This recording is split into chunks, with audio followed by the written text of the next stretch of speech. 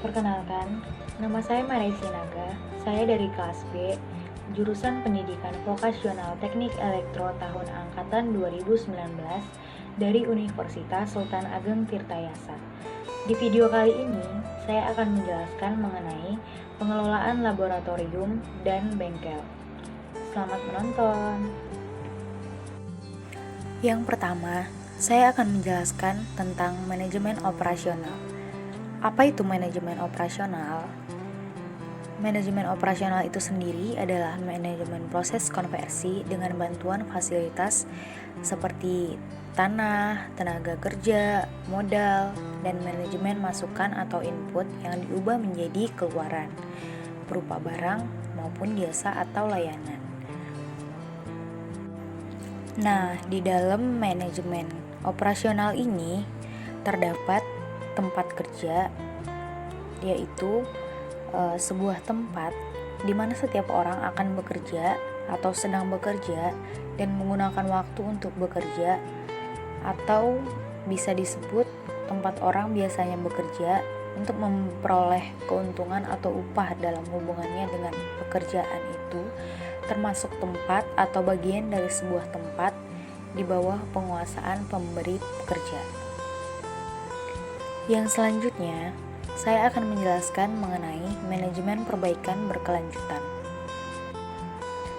Manajemen perbaikan berkelanjutan ini sendiri akan terasa efektif jika semua pihak terlibat di dalamnya.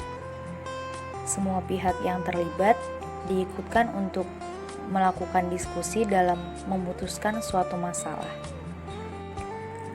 Kendala utama untuk melaksanakan manajemen perbaikan berkelanjutan adalah faktor mental.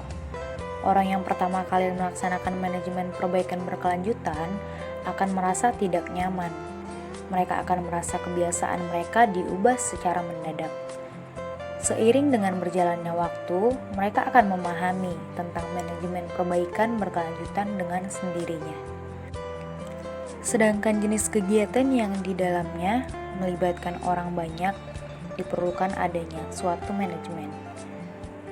Manajemen ini difungsikan untuk mencapai tujuan yang ditargetkan, untuk menjaga keseimbangan antara tujuan-tujuan yang bertentangan dan untuk mencapai efisiensi serta efektivitas.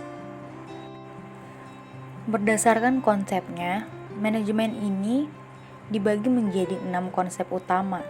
Di antaranya, yang pertama adalah perbaikan, perawatan, dan inovasi.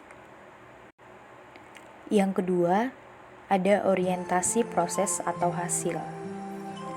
Yang ketiga, siklus PDCA atau SDCA. PDCA itu merupakan Plan, Do, Check, Act, sebagai sarana yang menjamin terlaksananya kesinambungan dari manajemen perbaikan berkelanjutan. Yang keempat, yaitu mengutamakan kualitas. Adapun tujuan dari kualitas ini sendiri, yaitu menempatkan kualitas pada prioritas tertinggi. Jadi, tidak jadi soal bagaimana menariknya harga yang ditawarkan ke konsumen. Industri tidak akan mampu bersaing jika kualitas dan pelayanannya tidak memadai. Yang kelima, yaitu berbicara dengan data. Yang keenam, proses berikut adalah konsumen. Semua pekerjaan pada dasarnya terselenggara melalui serangkaian proses, dan setiap proses terdapat pemasok atau produsen dan konsumen. Adapun kiat-kiat pelaksanaan manajemen perbaikan berkelanjutan, yaitu adakan lokakarya, susun rencana, hubungi pihak-pihak yang kompeten, informasikan hasil kegiatan manajemen perbaikan berkelanjutan. Selanjutnya, ada 3 manajemen perbaikan yang dibagi menjadi segmen-segmen, di antaranya 1. Manajemen perbaikan berkelanjutan yang berorientasi pada manajemen, memuaskan perhatiannya pada masalah logistik dan strategis. Yang terpenting, memberikan momentum untuk mengejar kemajuan serta moral. Yang kedua, Manajemen perbaikan berkelanjutan yang berorientasi pada kelompok dilaksanakan oleh gugus kendali mutu, kelompok Jinsu, Kansi atau manajemen sukarela menggunakan alat statistik untuk memecahkan masalah, menganalisa dan menetapkan prosedur baru. Yang ketiga, manajemen perbaikan berkelanjutan yang berorientasi pada individu dimanifestasikan dalam bentuk saran di mana seseorang harus bekerja lebih pintar bila tidak mau bekerja keras. Yang selanjutnya, ada pendekatan JIT atau Just in Time. Just in Time ini sendiri adalah konsep di mana bahan baku yang digunakan untuk aktivitas produksi didatangkan dari pemasok atau supplier tepat pada waktu bahan itu dibutuhkan oleh proses produksi, sehingga akan sangat menghemat, bahkan meniadakan biaya persediaan barang atau penyimpanan barang. Selanjutnya, ada Total Productive Maintenance atau TPM. TPM ini sendiri adalah sebuah sistem manajemen perawatan yang dalam prosesnya melibatkan orang mulai dari manajer hingga ke operator dan teknisi di level paling bawah. Yang selanjutnya, saya akan menjelaskan tentang pengembangan sistem laboratorium dan bengkel berbasis komputer. Kehadiran teknologi komputer pada saat ini telah memungkinkan pengembangan sistem informasi manajemen berbasis komputer.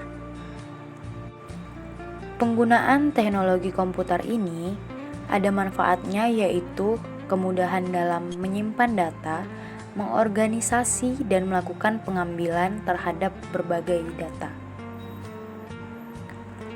Metode yang digunakan dalam sistem ini dilakukan melalui pendekatan sistem dengan tahapan pra-analisis, selanjutnya ke analisis sistem, selanjutnya perancangan sistem, desain sistem, dan implementasi sistem. Yang selanjutnya ada manajemen perawatan fasilitas. Manajemen ini dilakukan supaya efisiensi dan keuntungan serta penghematan yang diperoleh dari perawatan fasilitas menjadi lebih besar. Manajemen perawatan dijalankan dengan sistem yang mengacu kepada pencapaian tujuan dengan tahapan kemajuan yang terukur, sehingga manajemen sekolah sebagai upaya dukungan terhadap kegiatan pembelajaran dapat berjalan secara efektif dan efisien, tepat waktu, tepat sasaran, mudah, dan murah. Tahapan terakhir yaitu berupa audit trail atau uji coba kelayakan, kemanfaatan, atau kebermaknaan hasil kajian dan pengembangan secara keseluruhan. Tahap uji coba dengan pendekatan audit trail terhadap tenaga ahli dari industri lebih bersifat konsultatif untuk menyempurnakan hasil kajian agar dapat link match dengan situasi kondisi yang sebenarnya. Sampai di sini penjelasan saya mengenai pengelolaan laboratorium dan bengkel. Semoga video ini bermanfaat buat semua penonton. Terima kasih sudah menonton.